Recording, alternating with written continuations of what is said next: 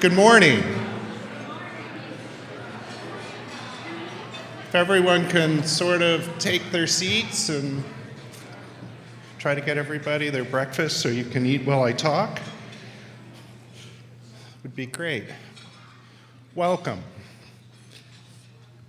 I can't believe I'm standing here and it's the 6th annual PCRG Community Development Summit. What do you think of that, man?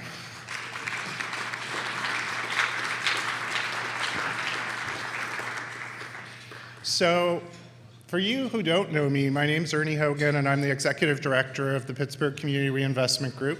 We've been around for almost 29 years now, and we've been working in tandem with you who represent your communities and the work that you do every day in our neighborhoods.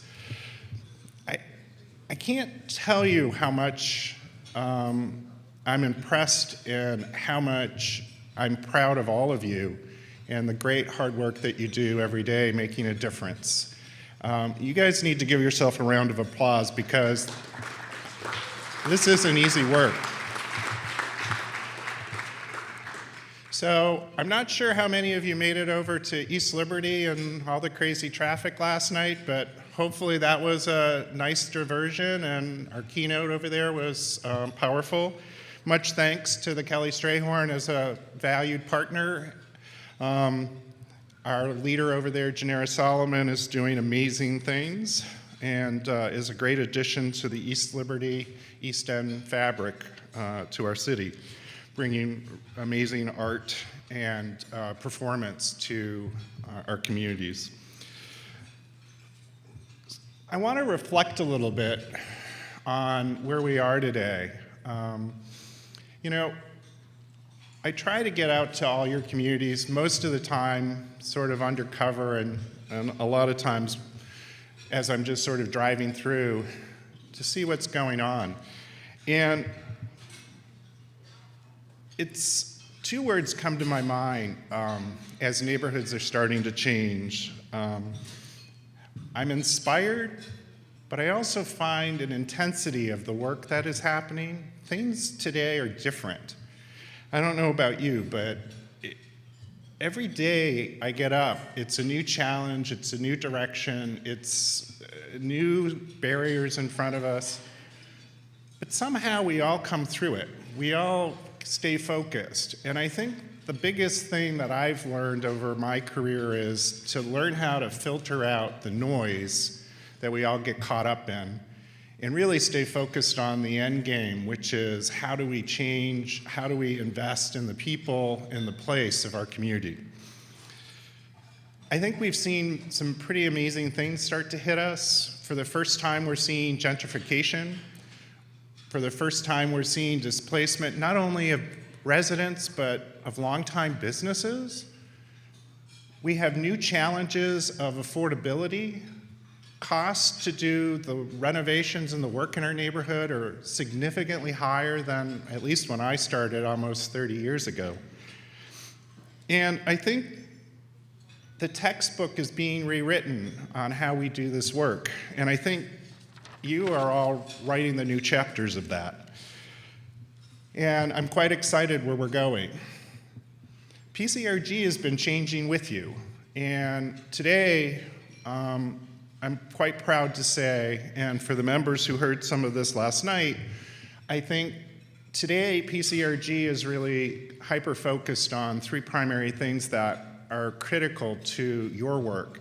And that really is the land and mobility within our communities and the capital that's necessary to make those activities that you all do happen. And capital comes from not only our valued bank partners who have been here today and who continue to support PCRG and the work here, as well as your direct work, but it also talks to that at-risk capital. And I'm proud to say that an endeavor that we started 2 years ago is now real. The Community Growth Fund, a solely held subsidiary of PCRG, is in place. And we're in an aggressive capital raising campaign for that. And our executive director, Walter Burlak, is working diligently to position that to be a very valuable tool for all of you. And I look forward to talking to all of you more intimately about that. Our Reimagining Communities initiative expanded into 5 communities this year after many years of building, investing over $1 million in those communities, which levered a little over $6 million in additional investment. Again, to the credit of the investors and leaders in corporate America who support that, and a shout out to the Allegheny Conference for helping us build neighborhoods also through their partnership, Strengthening Neighborhoods, which has been invaluable to PCRG. I also want to talk a little bit about where we're headed. Every day I travel representing you, this country, and I haven't found a city yet that has the energy, the vision, or the tenacity that you all have. I think you really need to think about that a lot more, because you really are doing some pretty amazing things.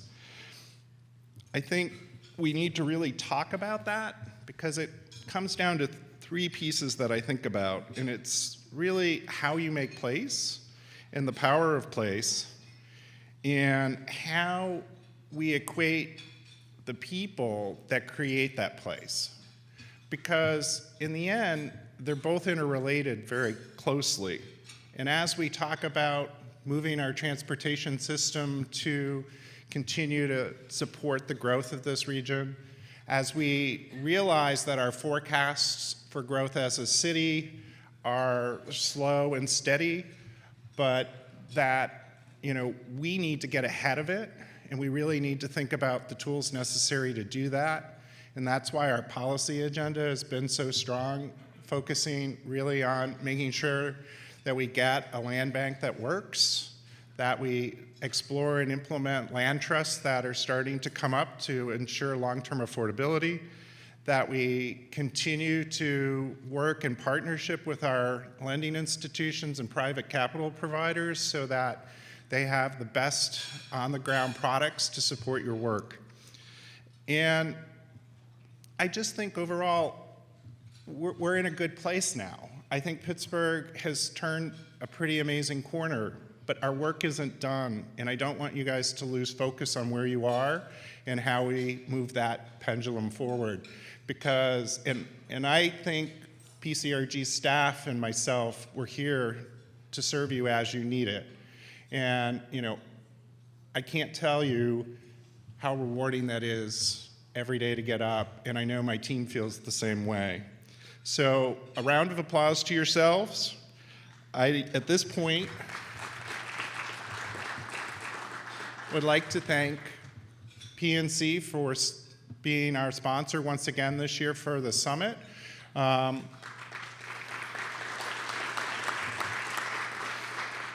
years strong. Thank you, Stephanie, and thank you, PNC.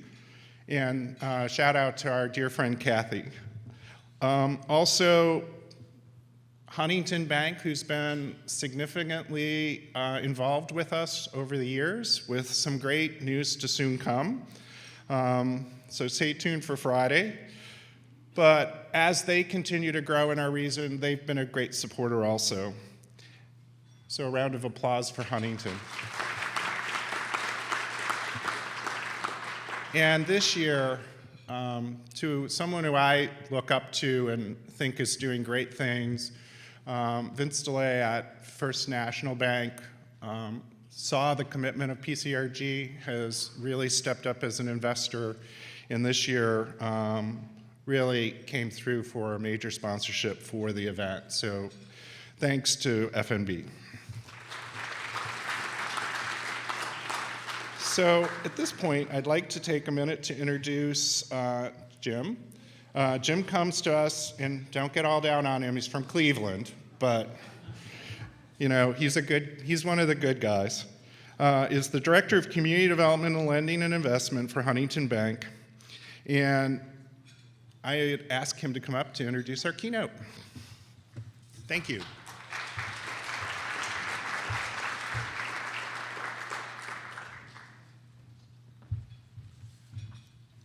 Thank you, Ernie. Good morning, everybody. Welcome. Certainly looking forward to listening to the remarks of our speaker, Ed McMahon, coming up here in a few minutes from the Urban Land Institute. Again, my name is Jim Posnick, and I have the privilege of running the community development lending and investment business for Huntington Bank. Before we turn it over to Ed, I do want to take a moment and certainly congratulate the PCRG on another successful summit. Certainly, once again, put together a great panel, outstanding speakers, and relevant topics. I love the fact that this conference goes beyond just talking about affordable housing and really pushes and addresses issues like land banks, land trusts, transit-oriented development, and just essentially building healthy communities. I believe the tagline for the conference, as Ernie mentioned, Power of Place, to me that means certainly unlocking the possibilities and opportunities within the communities that we all live and work, including Cleveland, of course. Nevertheless, it's a pleasure to be here. With our bank, Huntington Bank, located in 6 states, soon to be 8. If you're following the news, there should be an announcement coming up soon. Huntington is going to be merging with First Merit.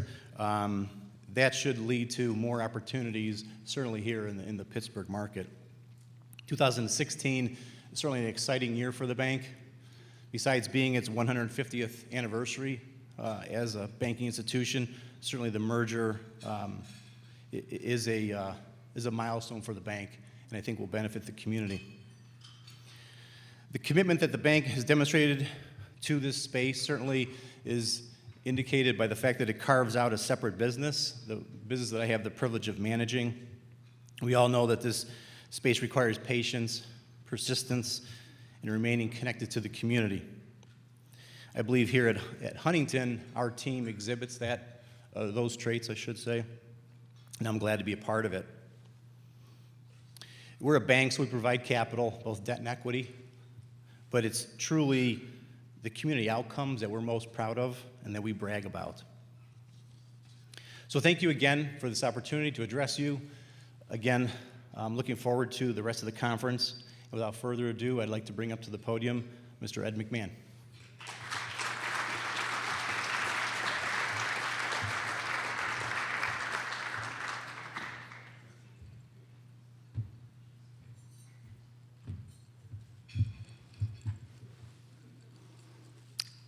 Thank you, Jim. Thank you, Ernie. Let me just see if I can get this to go back there. Yeah, okay. Good morning. I'm Ed McMahon. I can't see you, but I hope you can see me. I'm from Washington, D.C. I work for the Urban Land Institute. I'm going to talk today about 2 things. I'm going to talk about place and economic development.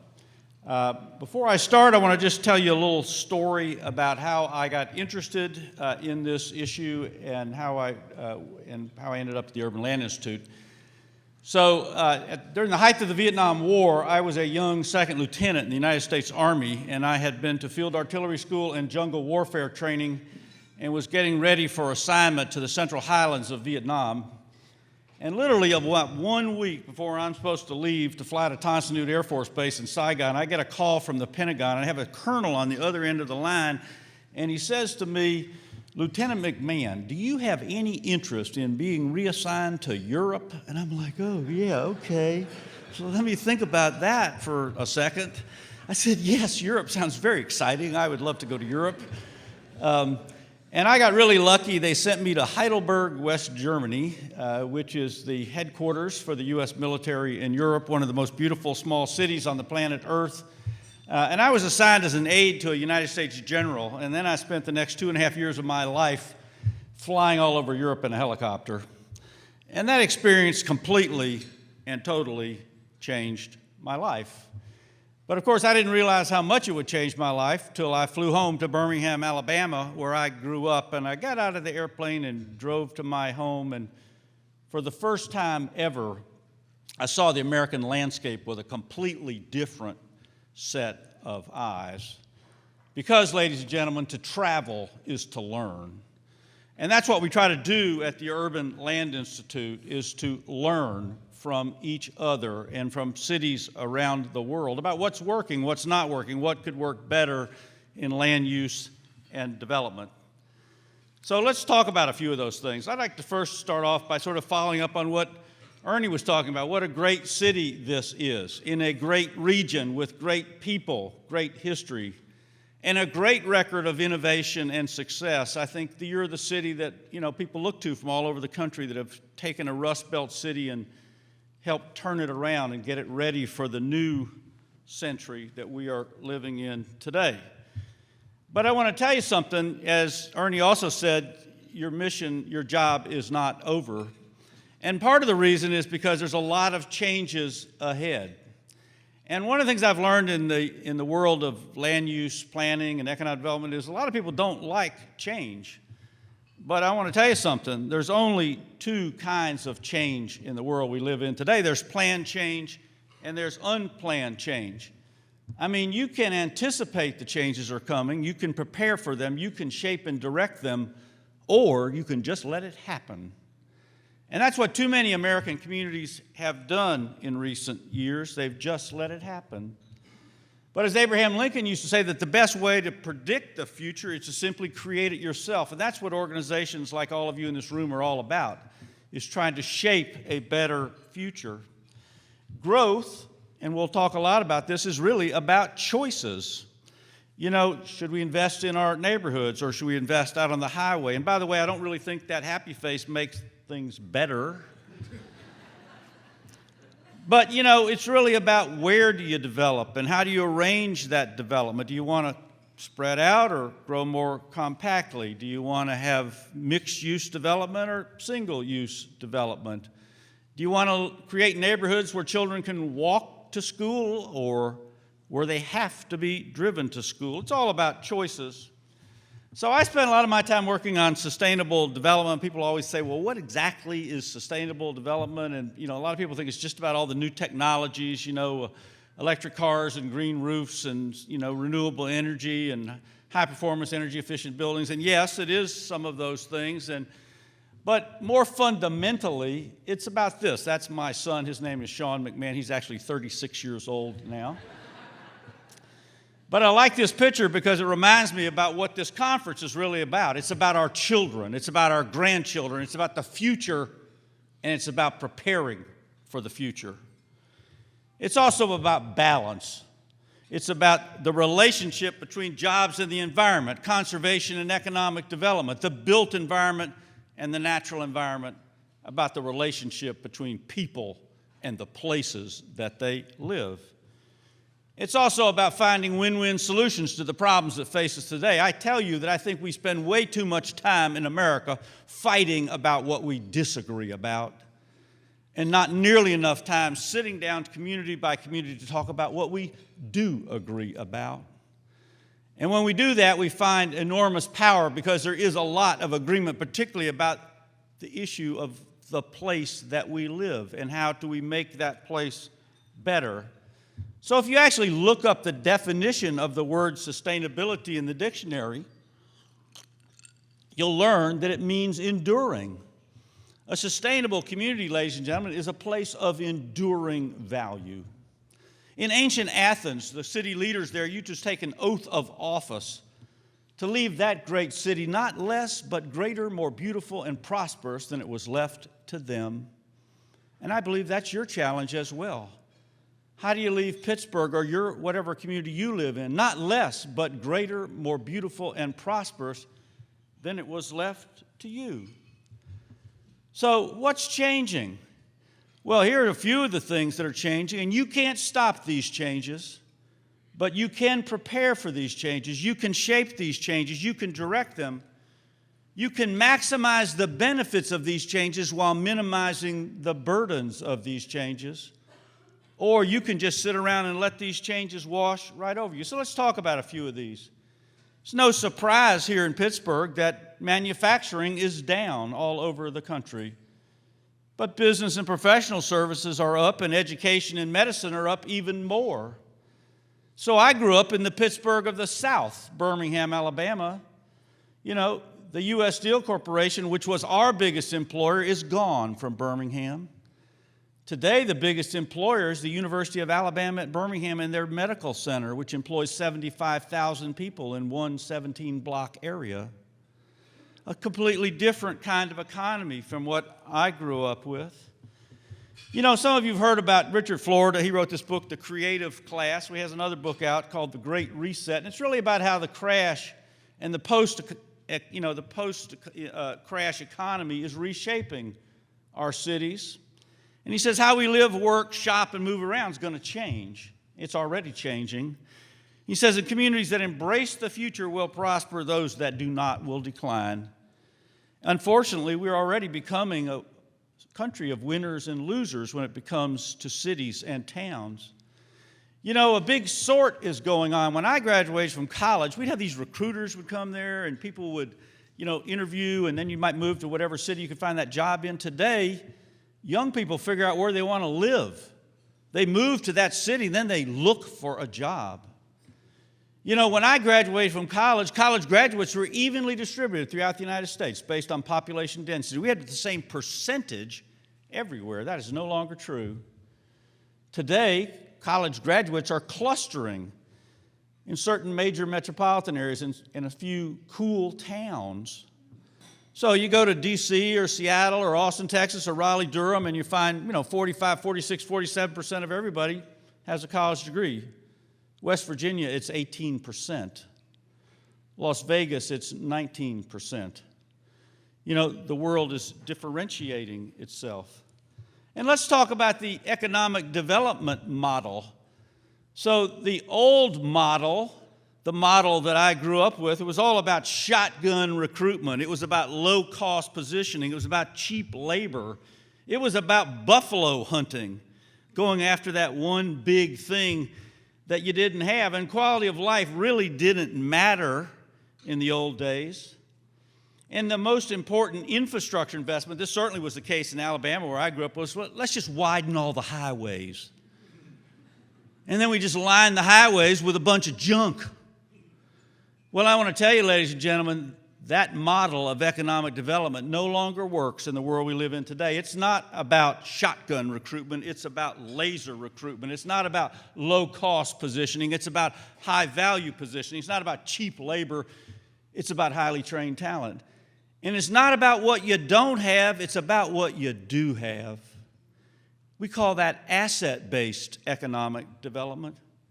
And quality of life is critically important in a world where capital is footloose. If you can live anywhere, if you can run a business anywhere, why would you pick Pittsburgh over another city? And today, ladies and gentlemen, let me suggest to you that the most important infrastructure investment, it is not roads, it is education. Education. So economic development, like growth, is about choices. Do you want to spend all your time trying to get somebody new to move here? You want to try to grow the businesses that you already have? And you know, you're in competition with thousands of other communities. You know, there are over 3,000 counties in the United States, over 25,000 incorporated towns. You have 130 towns just in Allegheny County. You're living in the Byzantium Empire of local government here in Pennsylvania. You know, which makes this is a tough challenge. But the truth is, there's only a handful of plants, factories, distribution centers we build anymore every year in America to do anything. So most communities aren't winning in that competition, so maybe they should start looking at what they've already got. And I want to mention one other thing. You know, the one big thing rarely works in economic development. You know, we had this arms race in America for many years to build the biggest convention center. Now, you have a lovely convention center. Don't get me wrong. I think you have a great convention center, the first green convention center in America. But then it was like festival marketplaces, which worked fine in Baltimore and in Boston. But did you know there were 19 other cities that built festival marketplaces that went bankrupt? Like in downtown Toledo or Jacksonville or Norfolk or Richmond. You know, it was all about the copycat logic. You know, oh, it worked in Baltimore, it must work here. How about casinos? Well, drive over to Wheeling, West Virginia if you think a casino will save your city. And then it was aquariums. Everybody had to have an aquarium, even Camden, New Jersey, which was going to build an aquarium featuring the fish of New Jersey. Said if we could just build this aquarium, we could save Camden. Well, it is a very nice aquarium, but did it save Camden? No, it did not. Because, ladies and gentlemen, successful economic development is rarely about the one big thing. It's much more frequently about lots of smaller things working synergistically together off of a plan that makes sense for you and your community. Here's another thing that's changing.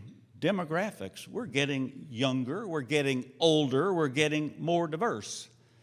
We have somebody turning, 65 every 8 seconds, and that's going to go on for the next 18 years, 10,000 people a day. And by the way, the fastest growing form of household in the United States is a single person living alone. And by the way, the vast majority of all households in America have no school-aged children. And yet, we built housing in America for 25 years like every single family was the Waltons. The mom, the dad, the 2 kids, and the dog. So turns out demographics are changing. I had a developer say to me last year that, developers need to study demographics the way a stockbroker studies the market, because success in the future is about getting in front of the inevitable. And ladies and gentlemen, we are inevitably changing. Let's talk about young people. I know you've heard about this. They're getting married later or not at all. They're postponing home ownership. They own fewer cars and drive less. You know what the fastest growing form of transportation in America is? Bicycling. By far, going up by hundreds of percent. Come to D.C. if you don't want to see what a bicycle-friendly commute can look like. They're moving into walkable neighborhoods, not just in the cities, but they're favoring the suburbs that give them some ability to walk to a few places, that have a mixed-use center, if you will. They're adept at technology. They use social media. They're more tolerant, and so on. Technology and globalization, the death of distance. You could run a business anywhere in the world today. And by the way, most new jobs are not in big business. They are in small business. So you could actually revitalize a small city in western Pennsylvania. So let me tell you an example of this. So there's a small city outside of Washington called Frederick, Maryland. In 1990, it was a dying city. It had a terrible flood, but it had a vision for the future. And they put a small town version of the San Antonio River walk through the middle of their downtown. Guess what? Today, Frederick, Maryland has 5,000 people living in their downtown. They have 25 small high-tech companies doing business in their downtown. They have 300 retailers and restaurants in their downtown, a city that in 1990 had almost none. You can do a lot if you have a vision for the future. Let's talk about consumer attitudes. Where and how we shop is changing. This is a front page story from USA Today, which is really about the fact that the average amount of time that an American spends in a strip shopping center or an enclosed mall has been going down for years. People go to buy what they want and they leave. And it's no surprise then that we haven't built a single new enclosed mall in the United States since 2006, and 15% of all the existing ones have closed. 30% of the others are being turned inside out. When I moved to Washington, we had 11 regional malls. 8 of them are now gone. 8 of the 11 are gone, replaced by walkable mixed-use neighborhoods. And I'll show you some examples of that in a few minutes. The old one-size-fits-all solution simply doesn't work in a world where we have so many different buyer groups with different interests and so on and so forth. And so, this is what we did for years. And so virtually everywhere in America, we have an oversupply of large lot single-family housing and an undersupply of everything else. Small lot housing, in-town housing, senior housing, cottages, bungalows, you name it. Multifamily housing. I was down in Florida recently in Fort Myers, and I went to this community called Estero. And it was, at one point, one of the fastest growing communities in America. It was a retirement community, big houses on golf courses with a gate to get in. And by the way, now all the seniors want to downsize, but they're not allowed to because you can't build any other form of housing in Estero, Florida. So, and by the way, the young people don't want to buy a McMansion on a golf course in a gated cul-de-sac community. These are people who didn't think about what the future was going to be like. So, 4 economic vitals: talent, smart people. And I think you've done a great job here of attracting those people, and we'll talk some more about that in a minute too. Innovation, the ability to generate new ideas and turn those ideas into commercial realities. Connectivity, places where people and ideas can easily connect. And that happens to be in our cities, by the way, ladies and gentlemen, and in our downtowns and in our neighborhoods. But the thing I'm going to talk about the most this morning is the last one, something that's probably one of the most important but often forgotten: distinctiveness, or place, as people call it. The unique characteristics that set you apart. Successful communities, ladies and gentlemen, are distinctive communities. You've all heard that slogan, "Keep Austin Weird." Well, it's not just a funny slogan, it's actually an economic development imperative. What it means is keep them different, keep them unusual, keep them on the cutting edge. Even the World Bank has a new publication out called The Economics of Uniqueness. They really just make 2 points. If you can't differentiate your product, your community, your project from any other, you simply will have no competitive advantage. Or put another way, sameness is not a plus in the world we live in today. Sameness is a minus. So just think about the actual, what the word means. Would you rather live in a city that's cool, extraordinary, offbeat, original, or special, or one that's common, ordinary, regular, standard, or usual? Which one's going to give you an edge in the world we live in today?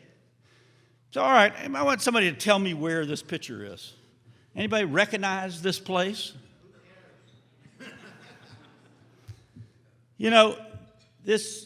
Somebody said to me, well, is this Albany? Is this Allentown? Is this, Topeka? Is this Tampa? Is this Birmingham? Is this Boise? The truth is, no one can tell because this is any place USA. But this is what we've been doing to our landscape for many years. And so one of the questions going forward is, how do you prevent Pittsburgh from becoming any city USA? Because that's going to make you less competitive, not more competitive. And I want to suggest to you that community character matters. As Mark Twain used to say, we take stock of a city like we take stock of a man. The clothes or appearance are the externals by which we judge. Let's talk about a community's front door, its gateway. And just like with meeting a person, a good first impression is important, and a bad first impression is hard to change. Do you think you'd rather go to the town of Franklin, Tennessee, or the town of Midfield, Alabama? Which one looks more like a community with a sense of pride and a sense of place? Which one looks more like a community that you would rather spend time or money in? Ladies and gentlemen, if you don't remember anything else I say this morning, remember this. The image of your community or your neighborhood is fundamentally important to its economic well-being. And what do I mean by that? What I mean is that every single day in America, people make decisions about where to live, where to invest, where to work, where to retire, where to vacation, based on what our communities look like. What they look like. The realtors put it this way: a community's appeal drives economic prosperity. Let's talk about tourism for a second. Tourism is kind of important because it is the biggest industry in the world. It is the first, second, or third largest industry in every American state. This is the official travel guide for the state of Oregon. Check out their slogan, "Oregon, things look different here." Can you imagine a state travel brochure that said something like, "Pennsylvania, things look the same here"? Well, why would anybody go there? Because what is tourism? It's about visiting places that are different, unusual, and unique. The truth is, the more any town in Pennsylvania comes to look just like every place else, the less reason there is to go there. On the other hand, the more a community does to enhance its uniqueness, whether it's artistic or cultural or natural, whatever, the more people want to go there because that's exactly what tourism is. If every place was just like every place else, there'd simply be no reason to go any place. So, let's talk about the economy. In the old economy, it was all about products. It was all about markets. Today, it's about places.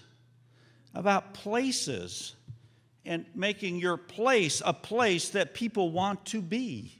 A place they want to live. A place they want to invest. A place they might like to retire. As the realtors and the home builders now say, the place is becoming more important than the product. What's going on outside of the house is more important than what's going on inside of the house. I want to tell you something, ladies and gentlemen. The character of the neighborhood is more important than the size of the lot when it comes to community development. The Knight Foundation did this study a few years ago called the Soul of the Community Study, and they were trying to figure out what was the relationship between attachment to place and strong economies. They found that communities with the strongest attachment to place had the strongest economies. And what were the things that attached people to the place they lived? Number one, it was social offerings. Places to meet and hang out with other people. Openness, how welcoming a community was to newcomers and to people who are different. I was down in an unnamed city somewhere else in America a few months ago, and I heard somebody say to me, we're very welcoming in our city to people who aren't different. We're welcoming to people who aren't different. But the cities that are welcoming to people who are different will be the most successful cities of the future. They will embrace diversity not as a weakness, but as a strength. And the last of these things was the physical character of a city. Is it ugly or beautiful? Is it charming or not? Those were the things that attached people to a community. The dean of the University of Michigan put it this way. He said, if a building, a landscape, or a city is not beautiful, it won't be loved. If it's not loved, it won't be maintained and improved. In short, it won't be sustained. Ladies and gentlemen, the unique characteristics of your community may be the only truly defensible source of a competitive advantage that you have. So build on those strengths. And what are some of the dimensions of uniqueness? I'm just going to touch on a few of these today. Anchor institutions, Carnegie Mellon, Pittsburgh, University of Duquesne, etc. A vital urban core. Historic buildings, walkable neighborhoods, parks and green space. Arts and culture. Restaurant variety. How many chain stores versus locally owned restaurants, for example? Those are some of the things that you can think about in terms of differentiation. Big universities, big institutions, the successful ones embrace the communities that they are part of, and they create a better economy for all of us. Did you know that the two biggest recipients of federal research dollars in the U.S. are, number one, Johns Hopkins University in Baltimore. Number two, Stanford University. Well, Stanford figured out how to commercialize their research, and they've turned it into something we know of as the Silicon Valley. But for many years, Hopkins stood away from the city of Baltimore. They're the biggest employer in the state of Maryland, but they didn't really have anything to do with Baltimore. They weren't about job creation. They weren't about neighborhood revitalization. They were about what's going on inside the walls of that institution. As a result, Baltimore remained a very challenged city until Hopkins started to engage with the city. Successful communities have the anchor institutions working together, a vital urban core. If you don't have a healthy downtown, you simply don't have a healthy city or town. It's kind of like, the urban core is the icon of any region or any community. It's the first thing people will look at when they're thinking about making a relocation decision. One of the things we've kind of figured out is it's hard to be a suburb of nothing. You know, the apple rots from the inside out. And by the way, the downtowns are that place that I talked about where people and ideas can easily connect. And that's a place where small businesses can thrive. And by the way, companies are moving back downtown. Smart Growth America and Cushman Wakefield, before the end of the year, released this study showing 500 American communities that have recently relocated their offices from suburban office parks back into our cities. And they said, why did you move? And they told them it was to attract and retain talented workers, to create brand identity and corporate culture, to foster collaboration, et cetera, et cetera. This is just a tiny list of some of the companies that have been moving from suburban offices back into our cities. Most recently, Marriott announced they're moving their world headquarters from a suburban office park on the Washington Beltway back into the city. You know, Motorola, just a few weeks ago, moving from the suburbs of Chicago back into the city, and I could go on and on. And think about this. This is Amazon's new world headquarters in downtown Seattle. They used to be all over the region. So, you know, in the old, setting, you could drive to work at Amazon. But today, the employees, they can drive to work if they want to, or they can take the train to work, they can take a bus to work, they can take a boat to work, they can ride a bike to work, or they can even walk to work. Which one is better for your city? Let's talk about historic buildings for a second. What's the value of historic buildings and neighborhoods and landscapes? I spent about a couple hours driving around the Strip District yesterday, kind of looking at some of the old warehouse buildings that are being restored. Kind of blew me away with some of the things going on there. But why is historic preservation important first and foremost? Some of you may have read some of Thomas Wolfe's famous novels like Look Homeward, Angel. He's the guy that penned the immortal line, "You can't go home again." Well, sadly, Tom Wolfe, he can't go home again because here's his original house in this parking lot down in Asheville, North Carolina. Why are historic buildings important? Well, first and foremost, because these are the places that physically connect us to the past. These are the places that tell us who we are and where we came from. As Daniel Webster once wrote, he said, "The man who feels no sentiment or veneration for the memory of his forefathers is himself unworthy of kindred regard and remembrance." Ladies and gentlemen, a city without a past is like a man without a memory. But, historic preservation is important for other reasons as well, economic reasons. And let me show you a few examples. This used to be the fire station in a small town in southern Wisconsin, Sheboygan Falls, Wisconsin. And this was a small town going downhill. And this guy had bought this building and turned it into a pizza parlor. But then they brought in something called the Main Street program, a very powerful tool for community revitalization. And they started working with the owners of these buildings to restore their facades. Tells a story about the history of the building, but guess what else happened? Sales of pizza almost doubled and sustained that over a multi-year period. Let me show you a few nationally famous examples. Welcome to New Orleans. So I spent a lot of time in New Orleans after Hurricane Katrina, along with your former mayor, Tom Murphy. We were working on the redevelopment plan for the city. And of course, the city didn't want just a physical redevelopment plan. They wanted an economic redevelopment plan. So we said to them, well, what's your biggest industry? Is it the seafood industry, the sugar industry, the chemical industry, the oil industry? They said, no. The biggest single industry in all of Louisiana was the tourism industry. And what is the engine of that industry? Well, it's called the French Quarter. But did you know that for about 40 years, the state of Louisiana Department of Transportation wanted to put a freeway through the middle of the French Quarter? I want to tell you something, ladies and gentlemen, that is more important and more valuable than any plant, factory, or distribution center in the entire state of Louisiana. Today, they recognize it, but for 40 years, they did not. Let's go to San Antonio, Texas, and visit the San Antonio Riverwalk, the #1 destination in the entire state of Texas. The basis of that city's multi-billion-dollar-a-year annual tourism industry and the single defining characteristic of San Antonio. What most people don't know, however, is that at one point in the past, the city thought so little of that small river, they actually wanted to put it underground into a culvert.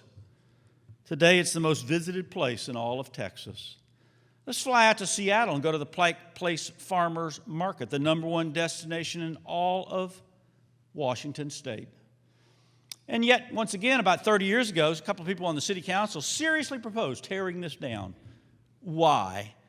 They said, oh, we need more downtown parking. Like, parking for what? You can have all the parking in the world. If there's nothing to do, no one's ever going to want to go there. You know, if you have a parking problem, do you know what that means? It means you're successful. Yeah, parking's important, but it's not as important as having a great place. A great place. How about the Camden Yards Baseball Stadium in Baltimore? One of the most influential sports stadiums ever built in the world. Not because it was just a new stadium, but because it was the first of the so-called retro stadiums. It did the best job of integrating new construction with the historic buildings and neighborhoods that surrounded the site. You know, as Arthur Fromer used to say, among cities and towns with no particular recreational appeal, those that preserve their past continue to enjoy tourism. Those that haven't receive almost no tourists at all. Tourists simply won't go to a city or town that's lost its soul.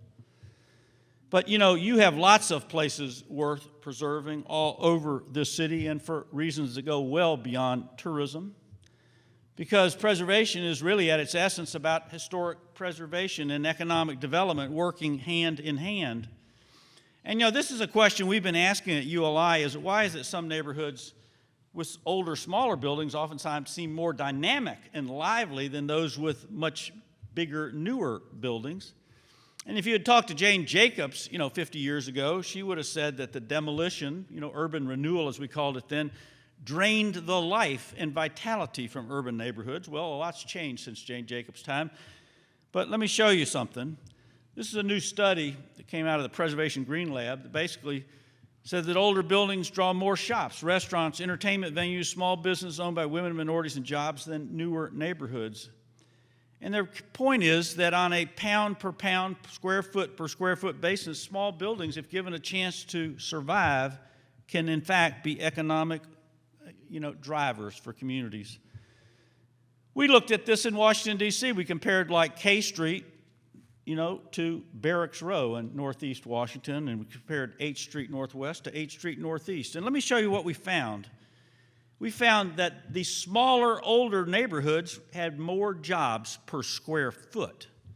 They had more locally owned businesses. They had more non-chain stores, more women and minority-owned businesses. We had higher night and weekend activity. How did we know? We looked at cell phone usage after 9 o'clock at night. Nobody's hanging around on K Street after 9 o'clock at night, but lots of people are hanging around in those neighborhoods that I just showed you. A greater concentration of creative class jobs, more affordable, flexible space. Basically what I'm saying is that pound for pound, small historic neighborhoods can do an incredible amount for a community. So one of the things that I want you to think about, though, going out of this conference is what are you building today that will be worth preserving in the future? As Winston Churchill once said, we shape our buildings and then our buildings shape us. So we need to think about that. And here's the old paradigm. We just kept doing strip malls for years. But I want to tell you that the future belongs to main streets and town centers and mixed-use development. Strip retail is retail for the last century. And let me just give you an example of how things are changing and why they are changing. So did you know that, for years, we were building basically retail space 5 times faster than retail sales in America, which is why every time you'd open one strip mall, you'd cannibalize another one. You'd open up the Walmart and the local hardware store would go out of business. You open up a CVS and the local, drugstore would go out of business, and on down the line. But here's how, as I said before, how the world is changing. And let me show you a metaphor for American life. Some of you may know Rockville, Maryland. It's the county seat of Montgomery County outside of Washington. In 1972, in their infinite wisdom, they decided to tear down almost their entire downtown and replace it with this lovely mall you see in the background. But guess what, ladies and gentlemen? They've now torn the mall down, put the downtown back. And that's kind of a metaphor for American life. We're going to look back on the last 50 years of development thinking like, what were we thinking? Ladies and gentlemen, the future is about places like this, gray fields. This is the new promised land. You remember Joni Mitchell's song about tear up paradise and put it in a parking lot? Well, now we can start tearing up the parking lots and putting our communities back together again. Have these large, flat, well-drained sites. The infrastructure's already in place. we can redo these kind of cute places. Did you know that the majority of housing being built today in cities like D.C. and Los Angeles is being built on commercially zoned land? Along the strips, those low-density crapola strips that we built for years, we're now turning them into places. So we're going from having spread out single-use drive-only Best Buys like this to compact mixed-use walkable neighborhoods like this. And I know everybody doesn't want to sleep upstairs and shop downstairs, but some people do like that idea. In fact, some of those 75% of American households without those school-aged children like that idea. And, maybe you live in a small town somewhere out, outside of Pittsburgh. You say, well, we couldn't do that in our town, but maybe you could do something like this. This is a brand new Dairy Queen in the town of Herndon, Virginia. Has a dentist office upstairs. How appropriate. And let's talk about the big box stores. Here's the old paradigm. 1960, if you had 200,000 square feet of retail, it was in a 4-story building on a downtown street, had a footprint of about 1 acre, and we called it a department store. And by 1980, if you had 200,000 square feet of retail, it was in a 1-story building. The building was 3 to 4 acres. It was surrounded by 12 to 20 acres of parking, and we called it a Walmart. But let me show you how that's changing. Here's one of the first 3 new Walmarts in Washington, D.C. That is a brand new building. 200 apartments above the Walmart. There's a swimming pool on the roof. There's a fitness center in the glassed-in area. The parking's under the building. The Walmart actually has real windows that let in real sunlight onto the floor of the Walmart. How about that? Let me show you another one. This one just opened a few weeks ago. This is in the neighborhood called Fort Totten in Washington, D.C., a mixed-use neighborhood. It's like maybe what we used to call a department store. Oh, wow. But we're doing this all over the country. There's a Target in Minneapolis, a Target in Stanford. Here's a Home Depot in New York City. And I showed this picture to somebody, and they said to me, well, how do you get your lumber home? And the answer is they deliver. What a concept, they deliver. And guess what, ladies and gentlemen? I was in Bentonville, Arkansas last week.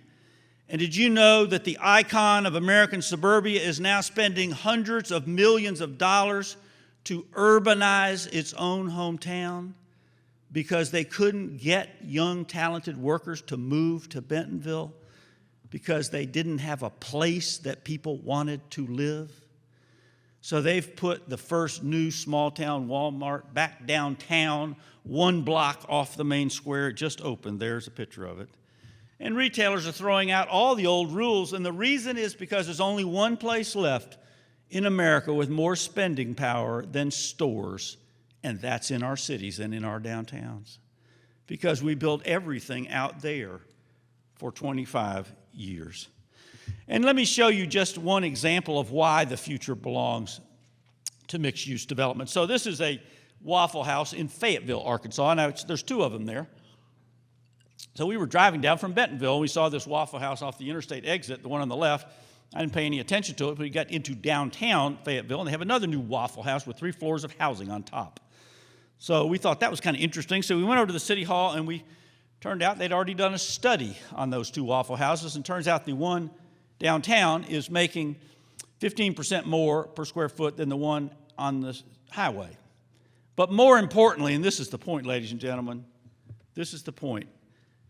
The one downtown, the mixed-use Waffle House, is producing more taxes per acre, more jobs per acre, has more residents per acre. It has 52 people living upstairs. No one lives above the Waffle House out on the highway.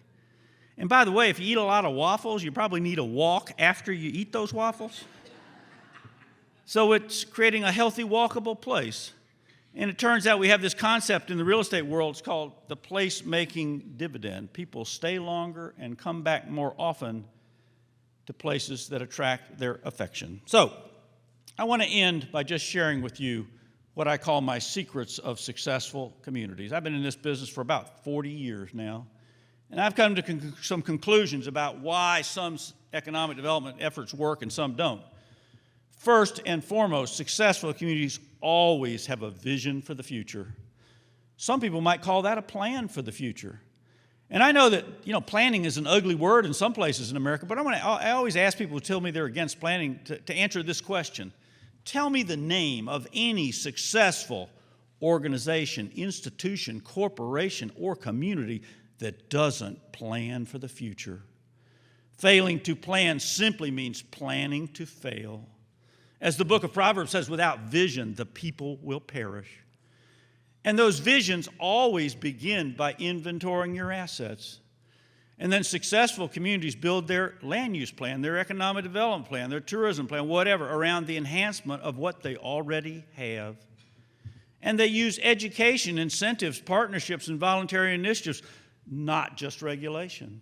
Now, don't get me wrong. I didn't say I'm against regulation. It prevents bad things from happening, sets a minimum standard of conduct, but you got to use carrots, not just sticks.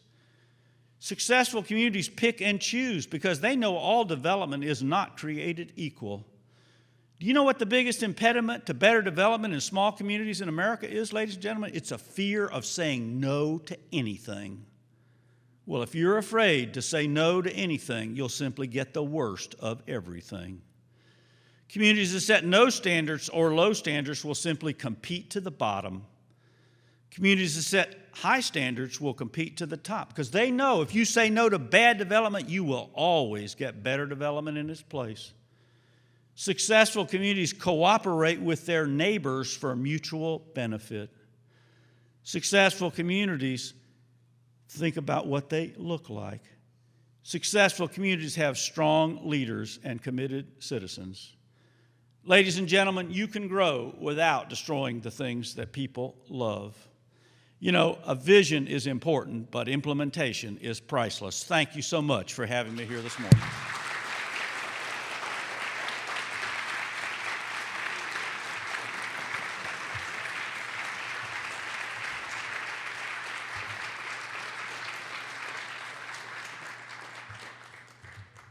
So Ernie tells me we have time if people would like to ask some questions or comments about any of the things that I've talked about here this morning. I'm sure I can. Yes, right here, front, Charlie. Bill, can we find this stuff in reports? It's so great to be able to share this stuff with our own communities, and that was a fantastic example. I will send you guys a PDF of my PowerPoint, so you can just put it on your online. Yeah. Let me show you. You know, when I was growing up in Birmingham, this was the one city we used to make fun of. It was Chattanooga, Tennessee. I don't know what that tells you. You know, they were called the most polluted city in America. Today, look at this. They're now known as an international model for community revitalization. I want to just say a couple of things about this. You know, they didn't start with the biggest project. They started with the smallest project. Because this is one of the keys in economic development. Nothing succeeds like success. So they picked the smallest project, they restored that building, and then people started to say, how'd you do that? And then another person did, then another person. Then they started doing bigger projects. This is the Outlet Mall in Chattanooga. It's not out on the highway somewhere. It's downtown in old restored warehouse buildings. This is the Tennessee River Gorge. It's like 15 minutes from downtown. One of the most important natural areas in the South. They created the first land trust in the southern United States to save this gorge, called the Tennessee River Gorge Trust. How'd they do it? All these people that own that land saved their view and got a tax break too. And now it's one of the great places to go. And then they had this plan to build a trail along the river. I talk about trails with my friend Tom Murphy all the time. And you know, when they first proposed this riverfront park trail in Chattanooga in 1973, the price tag was $15 million. That's a lot of money for a small city in 1973. But Chattanooga realized something very important. How much something costs is not the most important question. It's the second most important question. The most important question facing any community or neighborhood is, what should we do? What should we do? And as it turns out, money always follows good ideas if those ideas come out of a consensus-building process. And so they built that trail. And by the way, it has now attracted billions of dollars in adjacent investment. And because they had a vision for the future, they were able to do some pretty remarkable things. This is the Walnut Street Bridge in downtown Chattanooga, obsolete highway bridge. Tennessee DOT had set aside millions of dollars for its demolition, but the city of Chattanooga said, no, we got a better idea. Let us use the same money you'd use to tear it down. We're going to turn it into what was at that time the nation's longest pedestrian bridge. So, you know, think about how these ideas apply in the neighborhoods that you're working in. Okay, yes, sir, right here.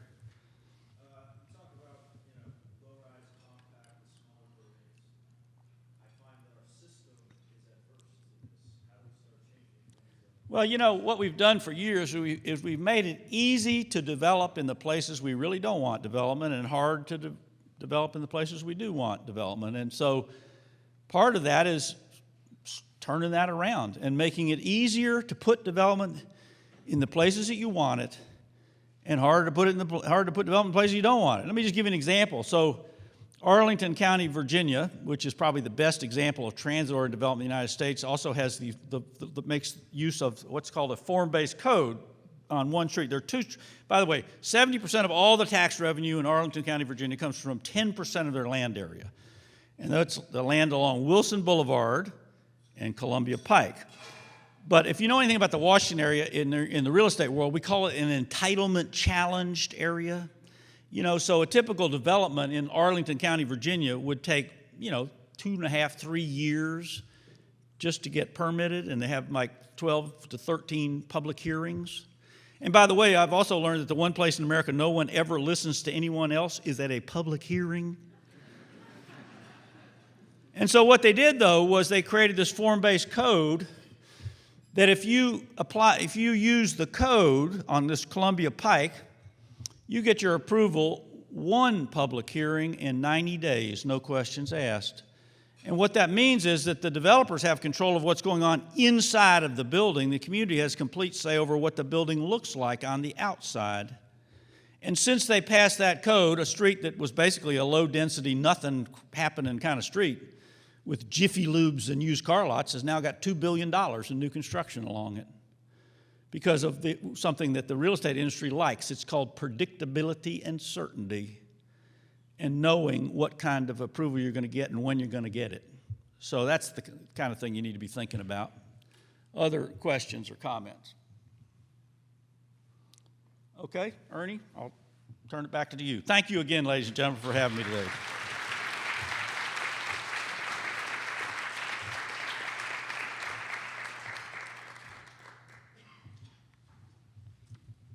So that's a hard act to follow.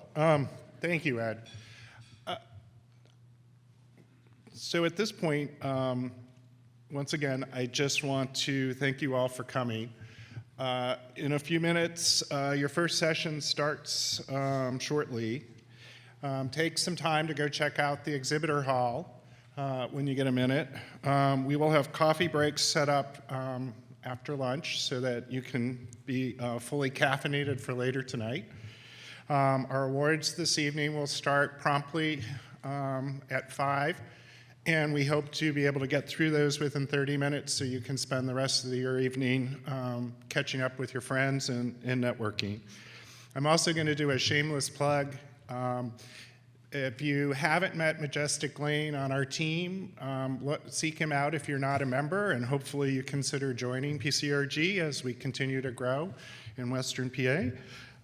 And also, don't forget to be on time for our lunch session to hear Charles Montgomery's keynote at that point.